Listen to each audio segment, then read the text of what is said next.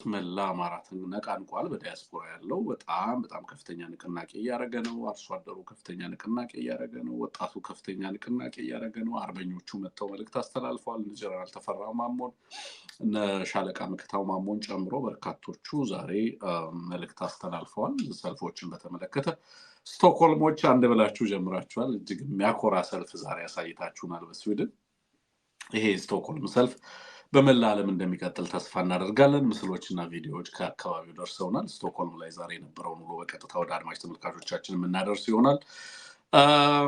በጣም በርካታ ጉዳዮች አሉ። የእንግሊዝ መንግስት ማስጠንቀቂያ አውጥተዋል። በተለይ ዜጎቹ ወደ ኤርትራና ኢትዮጵያ ድንበር አዋሳኝ አካባቢ በፍጹም ዝር እንዳይሉ በሁለቱ ድንበር 125 ኪሎ ሜትር በሁለቱ ድንበር አዋሳኝ አካባቢዎች ላይ እንዳይገኙ በጣም ማስጠንቀቂያ ሰጥቷል። ጦርነት ሊጀምር ይችላል ኤኒታይም ነው የሚለው የእንግሊዝ መንግስት። በሌላ በኩል የአውሮፓ ህብረት እንደዚሁ በትግራይ ያለውን ሁኔታ በከፍተኛ ኮንሰርን ሆኜ እየተከታተልኩ ነው የሚል ነገር ተመልክተናል። ሌሎችም በርካታ እንደዚሁ ነገሮች እየወጡ ነው ያሉት። በተለይ አጠቃላይ ኢትዮጵያን በተመለከተ ቀጠናውን በተመለከተ በርካታ ጉዳዮች አሉ። ሱዳን ላይ እንደዚሁ ሱዳን ያለው ሁኔታ እሱንም እንደዚሁ እየተከታተልን ያለ ነው። አጠቃላይ በኢትዮጵያ ውስጥ በቀጠናው ምናምን ያለውን ነገር ማለት ነው። አጠቃላይ አማራ ክልል በቅርብ ጊዜ የገባውን ወታደር ጨምሮ ዛሬ አንዳንድ ሪፖርቶችንም ተመልክተናል። አጠቃላይ ወደ ሰራዊት ቁጥሩ አማራ ክልል የገባው በተለይ ምርጫ እንዲያስመጽ ተልዕኮ ተሰጥቶት የገባው የሰራዊቱ ቁጥር በጣም በርካታ ነው። ከግማሽ ሚሊዮን መሻገሩን ለማጣራት እንግዲህ አንዳንድ ሪፖርቶችን ተመልክተናል ዛሬ። እሱንም የምናነሳ ነው የሚሆነው። በርከት ያሉ ቪዲዮዎችም ደርሰውናል ከትግል ሜዳ ላይ። እነዛን ቪዲዮዎችን በቀጥታ ወደ እናንተ እናደርሳለን። በተለይ ደግሞ በየስብሰባው ላይ ምን አይነት ሀሳብና አስተያየቶች በህዝቡ ዘንድ ተነሳ የሚለው ነገር በጣም ክሪቲካል ነው ለኛ። እነሱንም ወደ እናንተ የምናደርስ ይሆናል።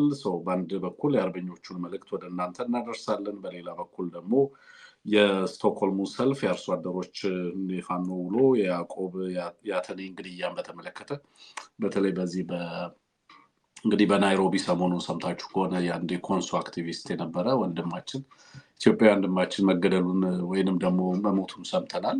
ሞቱን ተከትሎ እንደዚሁ በርካታ ጥናቶች እና ጥናታዊ ሪፖርቶች እየወጡ ነው። በጤናውንም ሁኔታ በተመለከተ እንደዚሁ ሐኪሞች እና የሐኪሞችን ማስረጃ ዋቢ በማድረግ አንዳንድ ጽሁፎች እየወጡ ተመልክቻለሁ። ከዛ ውጭ ሂውማን ራይትስ ዎችም እንደዚሁ ጉዳዩ ላይ ጣልቃ መግባቱን ሰምቻለሁ። በመርዝ መገደሉን ያዕቆብ የሚያረጋግጡ መረጃዎች እየወጡ ነው። ካገዛዙና ያገዛዙ ሰዎች በተለይ በናይሮቢ ማስፈራሪያ ይደርሰው እንደነበረ በተደጋጋሚ መነሳቱን ሰምተናል። እሱንም ነገር ወደ እናንተ እናደርሳለን። እንዳልኩት እንደተለመደው ቀጠናዊ ሀገራዊና ዓለም አቀፋዊ ሁኔታዎች እንደዚሁ አማራዊ ጉዳዮች ላይ ትኩረት የሚያደርገው ፕሮግራማችን ከዚህ ሰዓት ጀምሮ ወደ እናንተ መድረስ ይጀምራል። አንድ ጥያቄ ተጽፎ ተመልክቻለሁ። አንሙትና ትንግርቱ ጥያቄዎችን የምንልክላችሁን በዋትሳፕ ነው የሚለው። ታነባላችሁ ወይ የሚል ነገር ነው የሰማሁት። አስቀድሜ የከበረ ሰላምታዬን አቀርባለሁ። በመቀጠል የኔን ኮሜንት አንባችሁ ታውቃላችሁ ወይ? አልፎ አልፎም በዋትሳፕ ልካለሁ። ጠቃሚ የሆኑ ቀጥታም ከትግሉ ጋር ተያያዥነት ያላቸውን የቪዲዮ መልእክትም ጭምር እልካለሁ የሚል ነው። የምናረጋግጥላችሁ ግጥሞችን ጭምር ሳይቀር የምትልኩልን ግጥሞች አንብበን ደስ የሚለውን ተደስተንበት ለህዝብ የሚቀርበውን ለህዝብ አቅርበን ለህዝብ የማይቀርበውን ደግሞ ለህዝብ አይቀርብም ብለን ራሳችን እዛው የራሳችንን ግምገማ ወስደን እያንዳንዱን የምትልኳቸው ነገሮች በደንብ ለዚህ ብቻ ቡድን ወይንም ይሄንን የእናንተ የዋትሳፕ መልእክቶች ብቻ የሚከታተል የራሱን የቻለ ቲም አለ። እሱ ይጠቅማሉ የሚላቸውን ለፕሮግራም ዝግጅት ከፕሮግራም ዝግጅት ውጭ ምላሽ ይፈልጋሉ የሚላቸውን ምላሽ ሰጥቶ ምላሽ አያስፈልጋቸውም የሚላቸውን ምላሽ አያስፈልግም የሚላቸው እንደዚሁ የምትጠይቋቸውን መረጃና ማስረጃዎችን በመላክ እንደዚሁ በበርካታ ጉዳዮች ላይ ማብራሪያ ጭምር የሚሰጥ መሆኑን በዚህ አጋጣሚ ማንሳት ፈልጋለሁ እና እያንዳንዷ የምትልኳትን ነገር እንመለከታለን ማለት ነው። አንዳንዴ በርከት ያሉ ሊንኮችን ትልካላችሁ። ብዙ ጊዜ ሊንኮችን አንከፍትም። ቪዲዮዎች ከሆኑ ግን ራሳቸው ሪከርድ አድርጋችሁ የምትልኩልን ቪዲዮዎችን እንጠቀማለን። ከዛ ውጭ የጽሁፍ መልእክቶችና የድምፅ መልእክቶችን እንሰማለን ማለት ነው። እነሱን ካደረጋችሁ የምንሰማና የምንቀበል መሆኑን በዚህ አጋጣሚ ለመግለጽ ነው። እስከ ፍጻሜያችን ድረስ አብራችሁ እንድትቆዩ በአክብሮት ጋብዛለሁ። ኤቢሲን እየደገፋችሁ በዋትሳፕ መልእክቶቻችሁን አስተያየቶቻችሁንም እየላካችሁ እስከ ፍጻሜያችን ድረስ አብራችሁ እንድትቆዩ በአክብሮት ነው የምጋብዘው። መልካም ቆይታ ይሁንላችሁ። ጤና ይስጥልን።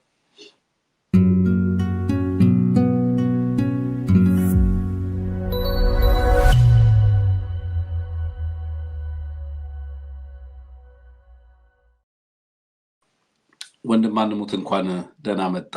ፕሮግራማችን ጀምሯል። በቀጥታ ሀገር ቤት በሳተላይት እየታየ ነው። ከዚህ ፕሮግራም መግቢያ በፊት የነበሩትን ሙዚቃዎች ነው የነበርኩኝ ቀጥታ ሳተላይት ላይ ስጋብዝ የነበረው ማለት ነው። በቀጥታ ሳተላይታችን ላይ እየሄደ ያለውን ምስል እየተመለከትኩ ነው አሁን ያለሁት። ይህንን ፕሮግራም በተከታታይ እሱ በጣም ደስ ይለናል። በየአካባቢው በተለይ ደግሞ ከየአካባቢው የሚደርሱን መልእክቶች የሚገርሙ ናቸው። ደቡብ ክልል በጣም በስፋት እየታየን እንደሆነ መረጃዎች ደርሰውኛል። አዲስ አበባን ጨምሮ በበርካታ ክፍለ ሀገራት፣ በኦሮሚያ፣ በአማራ፣ በትግራይ እና ሌሎች አካባቢዎች ላይ በየጊዜው የሚላኩ መልእክቶችም እንዲሁ በጣም ከፍተኛ ናቸው። አንሙት በያላችሁበት ቦታ ሆናችሁ ስለምትከታተሉን ደስ ይለናል። የዕለቱን ፕሮግራማችን እንጀምራለን። አንሙት በቀጥታ እንግዲህ ከአርበኞቹ መልእክት ከመሄዳችን በፊት አድማጭ ተመልካቾቻችንን ሰላም ብለ ኤቢሲን እንዴት ማገዝ እንዳለባቸው ማስታወሰን በቀጥታ ፕሮግራሙ መቀጠል እንችላለን። አመሰግናለሁ ወንድም። አንተም እንኳን ደህና መጣ። ተመልካቾች፣ የኤቢሲ ቤተሰቦች እንደ ሁልጊዜው ይህን ዝግጅት በተለያዩ አማራጮች እየተከታተላችሁ ያላችሁ፣ በተለይም ደግሞ በአማራ ሳት ቴሌቪዥን፣ በአዲሱ ሳተላይት ቴሌቪዥን እንዳልከው በጣም በርካቶች ጋር እየደረሰ ነው። ብዙዎች እየተከታተሉት ነው።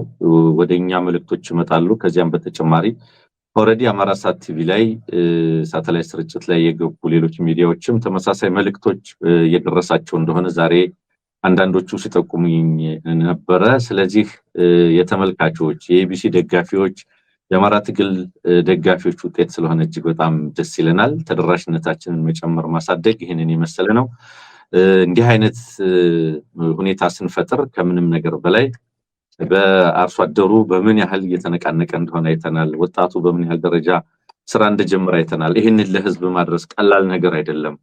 ዲያስፖራው ደግሞ አሁን በጣም አስደናቂ በሆነ መንገድ እዛው አርሶ አደሩ ጋር አንድ አይነት ቋንቋ በሚያወሩበት ልክ እንቅስቃሴ ጀምሯል። እሱንም እንደዚሁ ለህዝብ ማድረስ ቀላል ትርጉም ያለው አይደለም እና በዚህ ሁሉ መሀል እንገኛለን። አፋብን በጣም ከፍተኛ ስራ ላይ ያለ ድርጅት መሆኑን የሚያመላክቱ በጣም በርካታ ጉዳዮች ናቸው እነዚህ ሁሉ። በነገራችን ላይ ዲያስፖራውን በዚህ ልክ ማንቀሳቀስ፣ ህዝቡን አርሶ አደሩን በዚህ ልክ ማንቀሳቀስ፣ ድርጅታዊ ስራውን በዛው ልክ ማንቀሳቀስ፣ ወታደራዊ ስራውንና ውጊያውን በዚያው ልክ መምራት ቀላል ነገር አይደለም። ለረጅም ዘመናት የተናፈቀ ነገር እውን ሆኖ ነው ይሄ ሁሉ እየሆነ ያለውና መላማራያን የዚህ ትግል ደጋፊዎች ሊኮሩ ይገባል እላለሁኝ። በተለይ ዛሬ ስቶክሆልምም ተጀምሯል ሙሉ የሁለቱ ወራቶች ሜይ ጁን በጣም ብዙ ሰልፎች፣ ብዙ ድምጾች፣ የዲያስፖራ ድምጾች የሚሰሙባቸው ናቸው። እንግዲህ አብዛኛው ዲያስፖራ ሊወጣ ይገባል ነው የምንለው። በትንሹ ነገር በእንደዚህ አይነት መድረክ ላይ ወጥቶ ድምጽን ማሰማት ነው፣ መልእክት ማስተላለፍ ነው እና በዛ ላይ መሳተፍ በጣም አስፈላጊ ነው ብለን እናምናለን። ኤቢሲ ቴሌቪዥን ያንዳንዱን ዝግጅት ለመሸፈን ከፍተኛ ጥረት ያደርጋል። ስለዚህ ይህን ማድረጋችንን መቀጠል በጣም ተገቢ ነው። ምናልባት የቀጥታ ስርጭት ላይ መሳተፍ የሚፈልጉ አዘጋጆች ኮሚኒኬት ሊያደርጉን ይችላሉ። በእርግጥ በሚዲያ ኮሚቴ በሚዲያ ካውንስል በኩልም ይሄ ጉዳይ ዲስከስ ተደርጎ በደንብ እየተመራ ፕሮሞት እየተደረገ ነው ያለው። እኛም በየዕለቱ በየምሽቱ እንደዚህ አይነት ዝግጅት ላይ ገብተን እያወራን ነውና የአርበኞች መልእክት አለ። እሱን ቀዳሚ ይዘት ማድረጋችን ተገቢ ነው። በየከተሞቹ ሰልፍ የምታደርጉ ሰዎች፣ አስተባባሪዎች እንዳልኩት በካውንስሉ በኩል የሚላኩ መልእክቶች እንዳሉ እንመለከታለን። በቀጥታ አስተባባሪዎች ግን ቀርባችሁ በየከተማችሁ ያለውን ቅስቀሳ ማድረግ የምትፈልጉ ሰዎች you can directly reach out to the ሚዲያዎቹ ጋር በቀጥታ መምጣት ትችላላችሁ። በቀጥታ ለዚህ ዓላማ የተመደቡ ሰዎች ካሉ በቀጥታ እንግዳ አድርገን እንጋብዛለን። በየከተማው ያለውን እንቅስቃሴ ለማስተላለፍም ዝግጁ መሆናችንን በዛው ልክ ማንሳት ፈልገን ነው። በዚህ አጋጣሚ እንዳልከው አንሙት ከስቶክሆልሙ ሰልፍ ብንጀምር ግን ደስ ይለኛል። አጠቃላይ ሰልፉን ታስመልክቶ የነበረውን ድባብ ምን ይመስላል ስቶክሆልም የሚለውን ብናነሳ ደስ ይለኛል። ከዛ ውጪ በተለይ በዚህ በውጭ ሀገር የሚገኘውን የአማራ ማህበረሰብ በማስተባበር ረገድ ኃላፊነት የተወሰዱ እና የአማራን በተለይ በዚህ አፋብን የውጭ ጉዳይ እንቅስቃሴን የሚመሩ አካላት በጣም መጠነ ሰፊ ኢንጌጅመንት እያደረጉ ነው ያሉት። አንሙት አፋብን ሲመጣ ወደ ድርጅታዊ ቁመና ሲመጣ የሰጣቸው በርካታ ፖለቲካዊና ድርጅታዊ ኃላፊነቶች ነበሩ።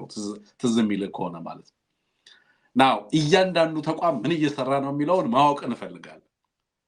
ለምሳሌ የአፋብን የውጭ ዘርፍ አመራሮች የተሰጣቸውን ኃላፊነት በተለይ በሞቢላይዜሽን ረገድ አሁን በርካታ የውጭ ድጋፍ አስተባባሪዎች በርካታ ስራዎች አሉ። ፋይናንስ አለ፣ የቴክኖሎጂ ዘርፍ አለ፣ በሞቢላይዜሽን አለ፣ የቲንክ ታንክ እና ሌሎች ድርጅታዊ ስራዎች ይኖራሉ። ከዛም አልፎ የላቢንግ አክቲቪዝሙ እና የዲፕሎማሲው ዘርፍ ምናምን ራሱን የቻለ መጠነ ሰፊ ስራ የሚፈልግ እንደሆነ እረዳለሁ። ግን በቅርብ ጊዜያቶች ውስጥ የምንመለከተው መጠነ ሰፊ ሞቢላይዜሽን የሚደንቅ ሆኖ ተመልክቼዋል። አሁን የኔ ጥያቄ በየዘርፉ የተሰጡ ኃላፊነቶች ነበሩ። ትዝ የሚልህ ከሆነ አንሙት በየዘርፉ ማለት ስልጠና መምሪያ አስተባባሪዎች በየዘርፉ የሚመደቡ ኃላፊነት የተሰጣቸው በጣም በርካታ የኃላፊነት ስፍራዎች ነበሩ የምታስታውስ ከሆነና እነዛ መጠነ ሰፊ ንቅናቄን በመፍጠር ረገድ በተለይ ሞቢላይዜሽን ላይ ግራስሩት ሌቭል ሞቢላይዜሽን በለው በዓለም አቀፍ ደረጃ ያለው ንቅናቄ በለው በጣም ሰፊ ስራ እየተሰራ እንዳለ እመለከታለሁ። ከዛ ውጭ ያሉት እያንዳንዱ ተቋም ግን ምን ለምሳሌ በኋላ እናነሳቸዋለን። ኤኒዌይ ስቶክሆልሙ ሰልፍ ላይ ፎከስ እናድርግ። ኢን ዘ ሚን ታይም ግን ይሄንን ርዕስ እንዳትረሳ። በየዘርፉ ያሉ የአፋብን አደረጃጀቶች በዚህ ልክ አሁን በውጭ ሀገር በሚሰራው ስራ ልክ እና በሀገር ውስጥ ከሚሰራው ሞቢላይዜሽን ስራ በዘለል ሌሎቹም በዛው ልክ እየተንቀሳቀሱ ነው ወይ የሚለው ነገር እንደው አብሮ ቢነሳ ብዬ አስቤ ነው። ግን ደግሞ የስቶክሆልሙ ሰልፍ ላይ መጀመሪያ ፎከስ እናድርግና እናንሳው።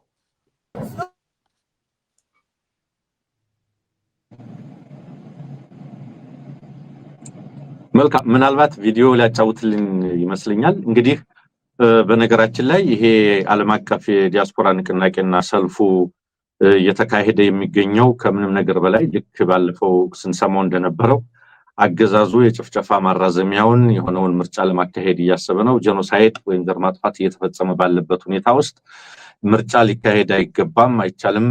ስለሆነም ይህንን ሂደት እንቃወማለን። ጥይትና ምርጫ አብሮ ሊሄዱ የሚችሉ አይደሉም፣ ዘር ማጥፋትና ምርጫ አብሮ ሊሄዱ የሚችሉ አይደሉም የሚል ነው በዋነኛነት ገዥ ሞቶ ሆኖ እየተመለከት ነው ያለ ነው እና በጣም በርካታ ከተሞች ላይ ዝግጅቶች ቀኖች ተቆርጠዋል። የሰላማዊ ሰልፍ የሚደረግባቸው ማለት ነው። ስዊድን ቀዳሚ ሆኖ ወጥቷል። ስቶክሆልም ላይ ዛሬ ተሰብስቧል። እንግዲህ ዲያስፖራው መሪ ነው የሚፈልገው፣ ትምህርቱ ሚዲያው መሪ ነው የሚፈልገው። ከዚህ ቀደም እንደነበረው መሪ የሚፈልግ ይሁን እንጂ ኃላፊነትን አውቆ ደግሞ መንቀሳቀስ የጋራ ጉዳይ በመሆኑ ሁሉም በዚያው ልክ ኃላፊነቱን ለመወጣት ደግሞ ቀዳሚ ሚና ፕሮአክቲቭ የሆነ እንቅስቃሴ ውስጥ መገኘቱ ደግሞ እጅግ በጣም ጠቃሚ ነው። እንዳልከው የአፋብን የውጭ ግንኙነት መምሪያ ዲያስፖራውን ሞቢላይዝ ታስታውሳለህ፣ መግለጫ አውጥቶ 4-5 ያክል ተልእኮዎችን ለዲያስፖራ ማህበራት ለዲያስፖራ ማህበረሰብ ኃላፊነት ሰጥቶ ነበረ። እነዚህን የመሰሉ የሞቢላይዜሽን ስራዎች እንደሚኖሩ በየአካባቢው የማስተባበሪያ ቻፕተሮች እንደሚከፈቱ ዛም ላይ ድጋፎች እንደሚገባ መደራጀት እንደሚገባ ማህበራት ውስጥ ያልተካተተ ሰፊው ዲያስፖራ ወደ ማህበራት እንዲገባ ያሉት ማህበራት ደግሞ ራሳቸውን እንዲያጠናክሩ እንዲሰባሰቡ እንደዚሁም ዓለም አቀፍ የአማራ የምክክር መድረኮች የውይይት መድረኮች እንዲዘጋጁ የሚል ጥሪ ከመምሪያው ለዲያስፖራ ማህበራት እና አጠቃላይ ዲያስፖራ ማህበረሰብ ጥሪ ቀርቦ ነበረ እንደምናስታውሰው ከወራት በፊት።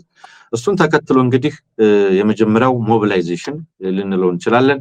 ዲያስፖራ ማህበራት ይህንን ኃላፊነት ተቀብለው ሰፊ የሆነ ዝግጅት በአጭር ጊዜ ውስጥ ተደርጎ እየተሰራ ነው የሚገኘው። ከተሞች ገና የሰላማዊ ሰልፍ የሚያደርጉበትን ቀን ቆርጠው ያላሳወቁ ገና በርካቶች ናቸው። እስካሁን ድረስ በርከት ያሉት አሳውቀዋል። ስለዚህ ዛሬም ይሄ ሰልፍ ተካሂዷል።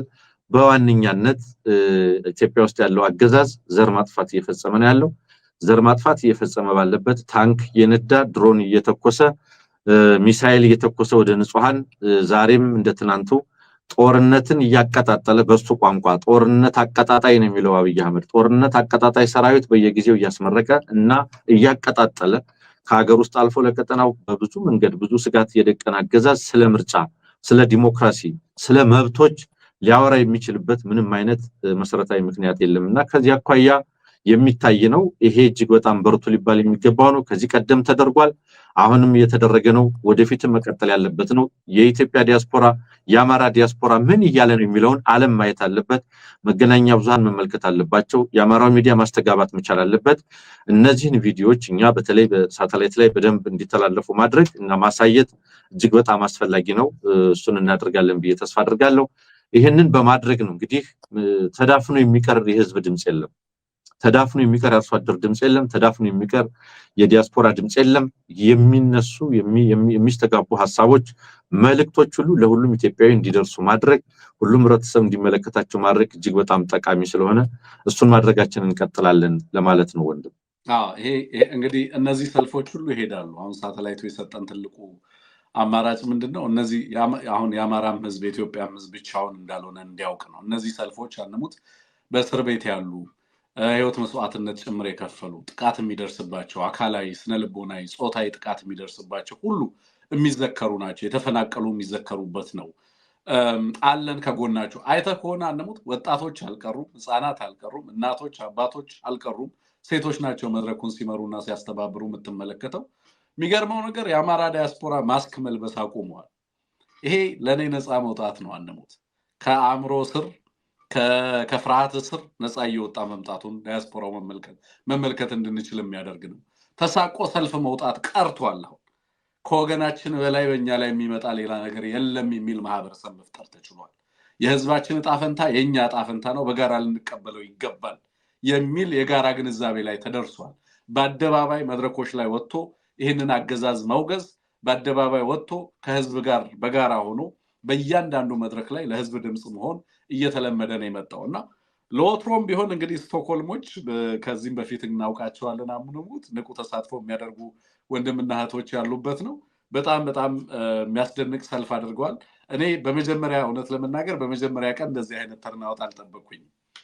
እንደዚህ አይነት ይህን ያህል ሰው በአንድ ቀን በዚህ ደረጃ ያውም በአጭር ጊዜ ሞቢላይዜሽን በዚህ ደረጃ ወጥቶ አደባባዮችን ያጥለቀልቃል ያውም ስቶክሆልም ላይ ብዬ አልጠበቅኩም። ጠንካራ ልጆች እንዳሉ ባውቅም በዚህ ደረጃ ደግሞ መምጣታቸው በጣም አስደንቆኛል። በርካታ መልእክቶች የተስተጋቡበት ነው። እንደው ትንሽ የሚሰሙ ድምጾች ካሉ እነሱን ድምጾች ሰምተን አንሙት ከተላለፉ መልእክቶች የተወሰኑትን እንስማና ወደ ሌሎች ፕሮግራሞቻችን እናልፋለን።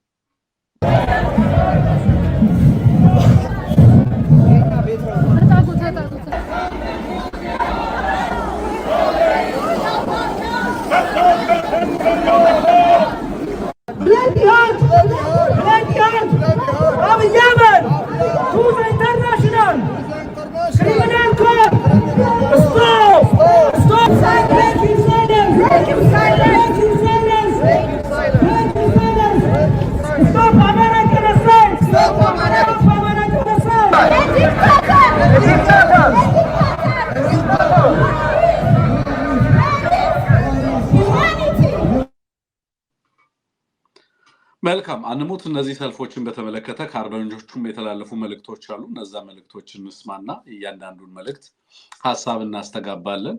በቴክኒሻናችን ቪዲዮዎቹ ከጎን መሄድ ይችላሉ። ምናልባት ንግግሮቹን ከሰማን በኋላ እንደዛ አድርገን መቀጠል እንችላለን። ጀነራል ተፈራ መልእክት ያስተላልፉበት ስለሆነ እነሱን መልእክቶች እንስማ።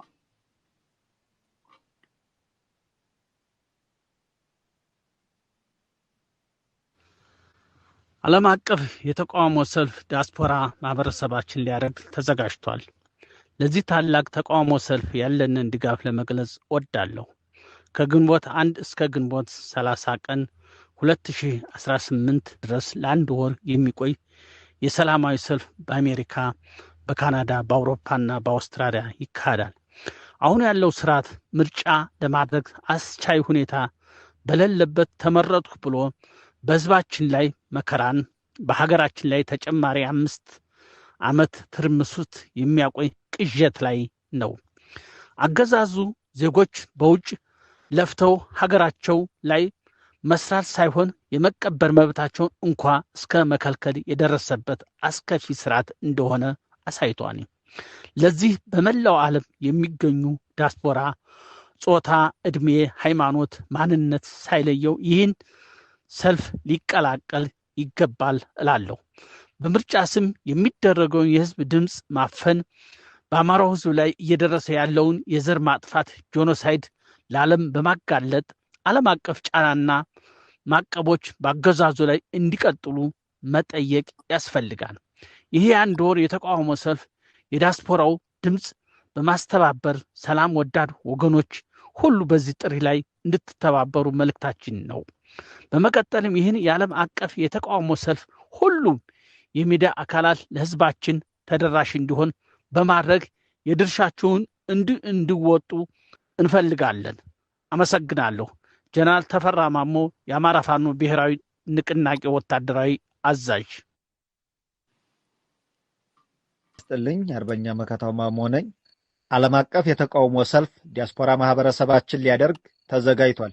ይህ ታላቅ ተቃውሞ ከግንቦት 1 እስከ ግንቦት 30 ቀን 2018 ዓ.ም ድረስ ለአንድ ሙሉ ወር የሚቆይ ሲሆን አሁን ያለው ስርዓት በምርጫ ስም አምባገነንነትን እያጠናከረ በህዝባችን ላይ መከራ እያራዘመ ይገኛል።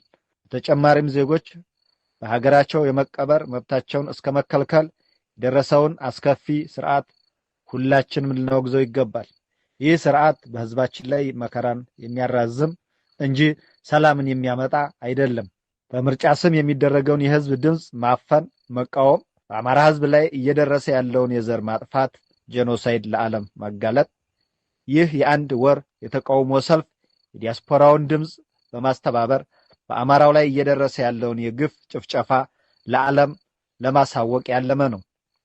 ሰላም ወዳድ ወገኖች ሁሉ በዚህ ጥሪ ላይ እንዲተባበሩ እናሳስባለን። በመቀጠልም ይህን የዓለም አቀፍ የተቃውሞ ሰልፍ ሁሉ የሚዲያ አካላት ለህዝባችን ተደራሽ እንዲሆን የበኩላቸውን ድርሻ እንዲወጡ እናሳስባለን። አመሰግናለሁ።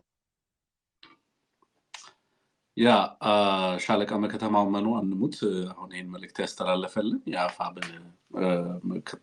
የአፋብን ፖለቲካዊ ዘርፍ አስተባባሪ ምክትል ተጠሪ ናቸው።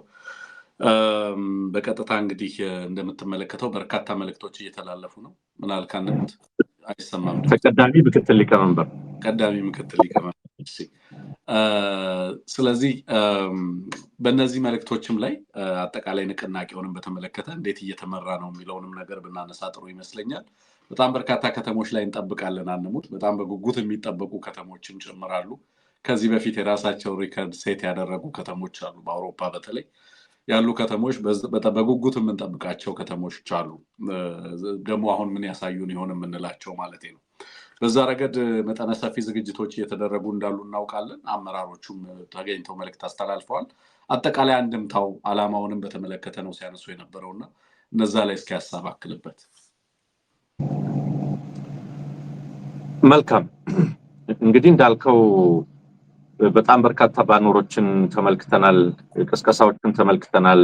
ኖ ኢሌክሽንስ አሚድ ጄኖሳይድ፣ ኖ ባሎትስ ዋይል ቡሌትስ ፍላይ የሚል በጣም ጠንከር ያለ መግለጫዎች እንደምትመለከታቸው እየታዩ ነው ያሉት።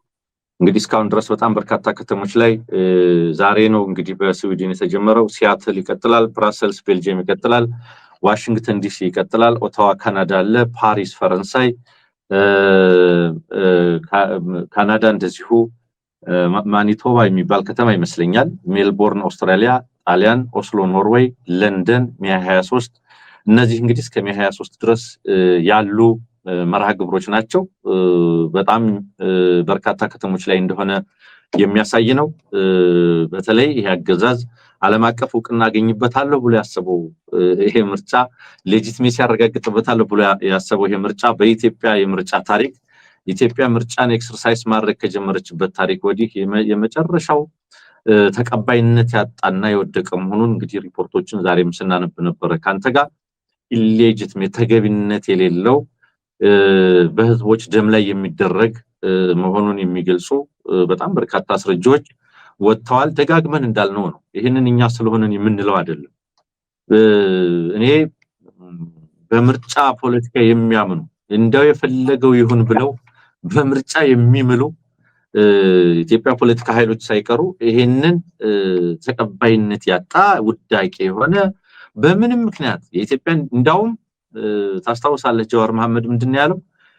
ኢትዮጵያ ውስጥ ያለውን የምርጫ ተቀባይነት ክራይሲስ፣ ኢትዮጵያ ውስጥ የምርጫ ሂደት ተቀባይነት ሂደትም ውጤትም የተቀባይነት ቀውስ አለ ለአመታት በተካሄዱት ምርጫዎች ሁሉ። እዛ ላይ እምነት የማጣት በጣም በርካታ አስተሳሰብ አለና ይሄ በሆነበት ሁኔታ ላይ እንዲህ ያለ ምርጫ ተብዬ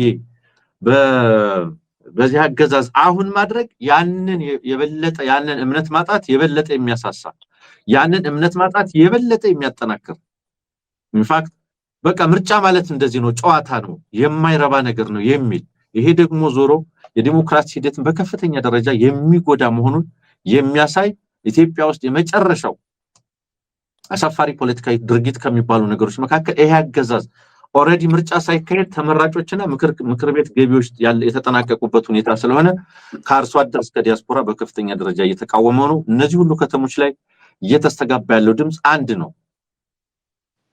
አንድ ድምጽ ነው እየተስተጋባ ያለው። በዘር ማጥፋት መካከል የሚካሄድ ምርጫ ተቀባይነት የለውም ነው። ስለዚህ ይሄ በብዙ ከተሞች እየቀጠለ ነው ያለው። አርበኞች ወታደራዊ አዛዥ ጀነራል ተፈራ ማሞ እንደዚሁም ተቀዳሚ ምክትል ሊቀመንበር መከታው ማሞ ያስተላለፉት መልእክት ይህንን እውቅና የሰጠ መገናኛ ብዙሃንም በየከተሞች የሚደረገውን ይህንን ሰልፍ ለህዝብ በማስተጋባት በኩል ኃላፊነታቸውን እንዲወጡ ጥሪ ያቀረበ ነው። እኛም በዚህ ጉዳይ ላይ ተከታታይ መረጃዎችን ዘገባዎችን ማድረሳችንን እንቀጥላለን። ስለዚህ በዚህ ሂደት እየቀጠለ ነው ያለው።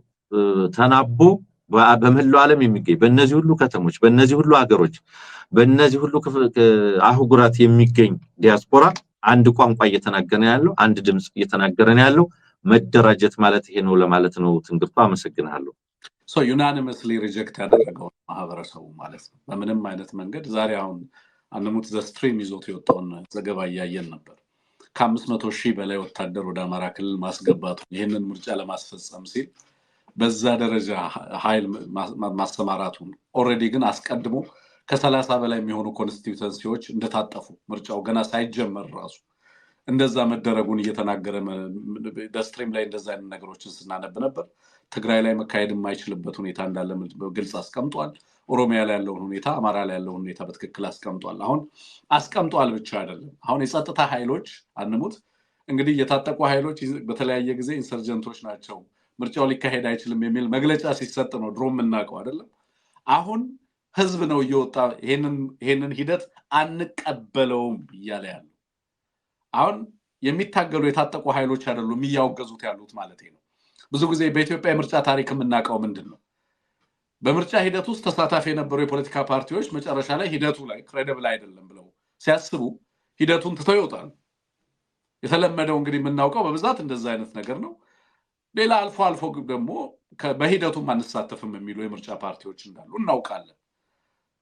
ከዛ ውጪ የህብረተሰቡ ተሳትፎ የነበረው አንሙት ወይ በሂደት ውስጥ ተቃዋሚውን ደግፎ ከዛ እስርን ማስተናገድ ወይንም ጥቃትን ማስተናገድ ነው፣ ወይ ደግሞ አገዛዙን ደግፎ የምርጫ ሂደቱ ላይ ተሳታፊ ሲሆን ነው የህብረተሰቡን ሚና የምናውቀው።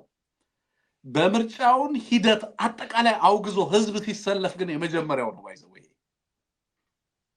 አንሙት ቀድ እንዳልከው ሌላ ፕሬሲደንት ነው እየተወያ ያለው የአማራ ህዝብ። በኢትዮጵያ ውስጥ ፈጽሞ ምርጫው ሊካሄድ አይገባውም አሁን ባለው ሁኔታ ነው ያሁኑ ሰልፍ። ምርጫ ተጭበርብሯል ተብሎ እኮ የኢትዮጵያ ህዝብ ተሰልፎ ያውቃል። 97ን ታውቋል። 98 የነበረውን ሂደት ተጭበረበረ አንድ ነገር ነው። በሂደቱ ላይ ግልጽነት የለም ሌላ ነገር ነው። ቅሬታ ማስተላለፍ በተለያየ መንገድ ሐሳብ አስተያየትን ክሬዲቢሊቲን እና የክሬዲቢሊቲ ሹ ማንሳት ቅድም አንተ እንዳልከው አንድ ነገር ነው። ከነም በምንም አይነት መንገድ ህዝቡ የፖለቲካዊ ንቃት አዳብሮ ይሄ ምርጫ ማለት በሚቀጥሉት 5 ዓመታት ህዝብ በሀገሩ ላይ የሚኖረውን ዕጣ ፈንታ አስልቶ አስቀድሞ በዚህ ደረጃ ከዲያስፖራ እስከ አርሶ አደር ቀይ ድረስ ንቅናቄ ተደርጎ ልሂቃኑ የፖለቲካ ድርጅቱ በፖለቲካ ውስጥና ከፖለቲካ ውጪ ያለው የማህበረሰብ ክፍል ጭምር በጋራ በተቀናጀ መንገድ በዚህ ልክ ያወገዙትን ሂደት አላውቅም። የተወገዘው it is the election itself, it is not the process። አንሙት አውትካሙ አይደለም የተወገዘው፣ ሂደቱ አይደለም የተወገዘው፣ በራሱ ምርጫው ነው የተወገዘው። አይቻልም ጄኖሳይድ እያደረገ ያለ አገዛዝ በምንም አይነት መንገድ ይሄንን ሂደት መምራት አይችልም። ሂደቱን ራሱ ለመምራት የሚያስችል ቅቡልነት መሰረታዊ ትረስት እኮ ነው። አንሙት ለምሳሌ ህንዶች ምን ይላሉ መሰለ? ከምንኮራባቸው ነገሮች አንዱ ይላሉ ክሬዲብል የሆነ ምርጫን የማካሄድ ሌቭል ኦፍ ትረስት በህዝባችን አለን ይላል የህንድ መንግስት። ምርጫው ላይ ተሳትፎ ምርጫውን ማሸነፍ ሌላ ጉዳይ ነው። ሂደቱን በራሱ ለማስተባበርና ለመምራት የሚያስችል የህዝብ እምነት እና የተቋም ብቃት ኦርጋናይዜሽናል ካፓቢሊቲ አሁን የሆነው ምንድነው? ይሄ አገዛዝ ሂደቱን ሊመራ ቀርቶ አይደለምና ያንን መሰረታዊ ትረስት ልትሰጠው ቀርቶ ይሄ አገዛዝ በዚህ አገዛዝና በህዝብ መካከል ያለው ግንኙነት ምን አይነት ግንኙነት እንደሆነ በግልጽ የምትረዳው ነው። በኋላ ላይ ምናልባት የአማራ አርሶ አደሮች ሲናገሩ በተለያዩ መድረኮች ላይ ተነሱ የሚገራርሙ ነገሮችን አዘጋጅተናል። አድማጭ ተመልካቾቻችን ምናልባት እሱን እናሰማችኋለን። አጠቃላይ እንዳልከው ውጤቱ ወይንም ሂደቱ ሳይሆን አጠቃላይ ምርጫው በራሱ ይሄ ፖለቲካዊ ሂደት በራሱ የተወገዘ መሆኑንና ስርዓቱ ይሄን ለማድረግ የሚያስችል መሰረታዊ እምነት በህዝብ ዘንድ ያልተያዘበት መሆኑ በጋራ ይሄንንም ማህበረሰቡ ከጫፍ እስከ ጫፍ የተግባባበት ነው። በኦስሎ ላይ የምታደርገው ሰልፍ፣ ስቶክሆልም ላይ የምንሰማው ጩኸት፣ ዲሲ ላይ የምንሰማው ጩኸት ወይንም በተለያዩ አርሶ አደሩ ቀዬዎች የምንሰማው እያንዳንዱ ንግግር ከዚህ ጋር የተገናኘ መሆኑን እየሰማን ያለንበት ሁኔታ ነው ያለው። አንሙት በቀጥታ ወደዛ ወደ አርሶ አደሮቹ ንግግር ብናልፍ ደስ ይለኛል። ከዛ በፊት ግን ሁለት ነገሮችን ብናነሳ ደስ ይለኛል። ምናልባት ወይንም በኋላ ላይ እነሱ እናነሳቸዋለን። ምክንያቱም የዚህ አርሶ አደሮቹ ጉዳይ ትንሽ ሰፋ ያለ ጉዳይ ስለሆነ እሱን ትንሽ ብናነሳ ጥሩ ነው። ከእያንዳንዱ አካባቢ ላይ ሰበሰብናቸው ንግግሮች አሉ። በጣም ጠንከር ያሉ ንግግሮች ናቸው። እነዛ ንግግሮች ምን ይነግሩናል? አሁን ኦልሬዲ እያነሳ ነው ካለነው ጉዳይ ጋር የተገናኘ ስለሆነ በአንድ ላይ እነዚህን ጉዳዮች እናስኪድና የፋኖን ዕለታዊ ዘገባዎችን እንመለስበታለን። አባቶቻችን በአያቶቻችን በቅማንቶቻችን ከቀደም ጀምሮ ትግሬ ዘመቻ ወልዶ ዘመቻ እያሉ አባቶቻችን እየሄዱ ተጋድሎና ኢትዮጵያን ሰላም አድርገው የሚመጡ እነሱ ነበሩ። ዛሬው ምን ይኮተኩተኛል? እንዴት ሀገራችን እንዲሆነች እንዴት እንደዚህ ሆነች እያልኩ ይኮተኩተኛል። እኔም ራሴ እንደው ለመሄድ አስባለሁ። ደክሜ አይኔ ጠፍቶ እንጂ አሁንም ዛሬውም ከእናንተ ጋር ብትሰልፍ በጎናችን ይወዳሉ። ግን ማለት ነው አሁን ቅድም ያነሳችሁታል ሞጣ ላይ ማዳበሪያ አለ ተባለ። ሞጣ ማዳበሪያ ስንል ኑንኩ የካርኔ የተባለ እንደሆነ ማዳበሪያውን እናንተ ካርኔውን እናንተ እስቲ ይችልም ረጋ በቃ እውነት ነው አስታውቁ።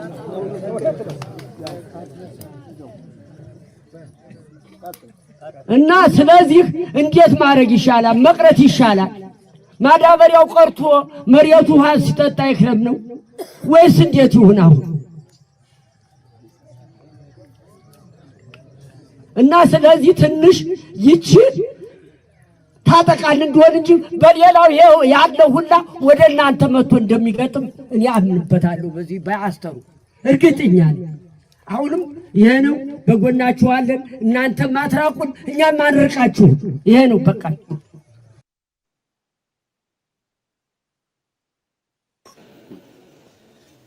እኔ በሁለት ነገሮች መናገር የምፈልግ አንደኛ ምርጫ አሁን ምርጫ ተብሎ የታሰበው በተራራ ሆኖ ነው የሚመርጠው እንዴ? ራሱን እየተከላከለ ተራራ ላይ ሆኖ በማዕበል ተውጦ ተቀምጦ ምርጫ እንዴት አድርጎ ሊያካሄድ ነው? ምርጫ ብሎ ያሰበ ይሄ አራጅ ሰውዬ ይሄ ሰውዬ ግን ዳቢሎስ በተዛውሮ ነው የወለደው። ይሄ ሰውዬ የሰው ፍጡር ነው እንዴ? የዓለም አቀፍ ማህበረሰብስ ይሄንን ሰውዬ እንዴት ያየዋል? እንዲያው ለምርጫ ተርታ ሲሰጡት እኔ እንዲያው ይለቁ ብለው አስበው ከሆነ ትክክል ሊሆን ይችላል እንጂ ሰውዬ ምርጫ ያካሄዳል እንዴ?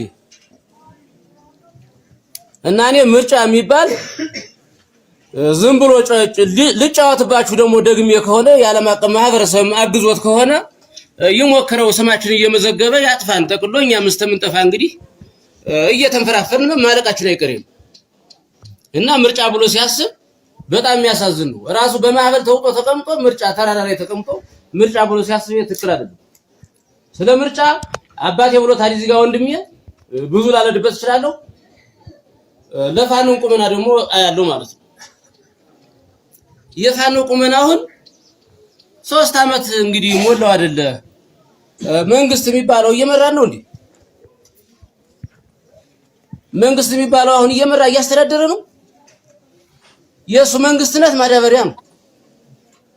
ሌላ የምናውቀው ነገር የለም። በማዳበሪያ ምክንያት ነው እንግዲህ የምናያቸው በዚያ ምክንያት። ከዚህ በዘለለ እየመሩ ነው እነሱ። እንግዲህ ፋኖ ታዩታላችሁ በዚህ እንዲሁ ነው ተደራጅቶ ተቀምጦ እና ፋኖ ከሌላ አሁን እኛ ያለን እንዲህ እስበሱ ስንተላለቅ አልነበረ። ስለዚህ ይሄ መንግስት እየመራንም አይደለም፣ ለምርጫም ዝግጁ አይደለም። እየመራንም አይደለም። ካጣነው 3 ዓመት ሆኖናል። 3 ዓመት ሆኖናል።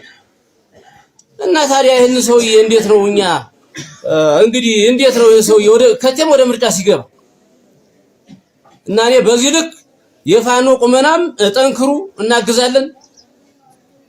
እየመራን ያለ እሱ ነው። የሚያዋጣንም ይሄ ነው። ጨርሻለሁ ሐሳቤ።